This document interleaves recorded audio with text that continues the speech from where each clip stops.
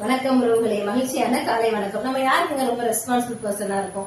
நமக்கு யார் ரெஸ்பான்சிபிள் பண்றாங்களோ அவங்களுக்கு நம்ம எப்போதும் எப்படி இருக்கணும், ரெஸ்பான்சிபிள் பர்சனா நம்மளுமே இருக்கணும்.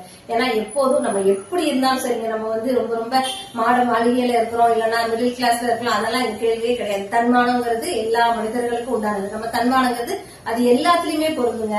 நமக்கு ஒரு இடத்துல மதிப்பு இருக்குன்னா அதுக்கு உண்டான அவங்களுக்கு நம்ம அந்த மதிப்பை கொடுக்கலாம். ஆனா நமக்கு மதிப்பே இல்லாத இடத்துல அது பேசுற பேச்சு நிறைய செயல்கள் அப்படின்னு சொல்லிட்டு இருக்கு. சோ நமக்கு எந்த இடத்துல தன்மான பிரச்சனைங்கிறது நமக்கு நம்ம உயிரா நம்ம நினைக்கிறவங்க எப்போதும் நமக்கு மரியாதை கொடுக்குறாங்களா, நீங்க மரியாதை கொடுங்க. அவங்க மரியாதை கொடுக்கலன்னா அவங்க துச்சமா நினைக்கவோ அவங்க உதாசனப்படுத்துறது நம்ம என்ன செய்யணும், அந்த இடத்துல விலகிக்கணும்.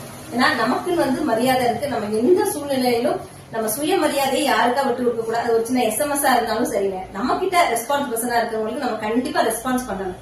நான் முடிஞ்ச அளவுக்கு அந்த டைம் தவறுனா கூட கண்டிப்பா ரெஸ்பான்ஸ் பண்ணிடுவேன். அது உங்களுக்கு ரொம்ப நல்லது, பின்னால வளருவீங்க. வாழ்க்கை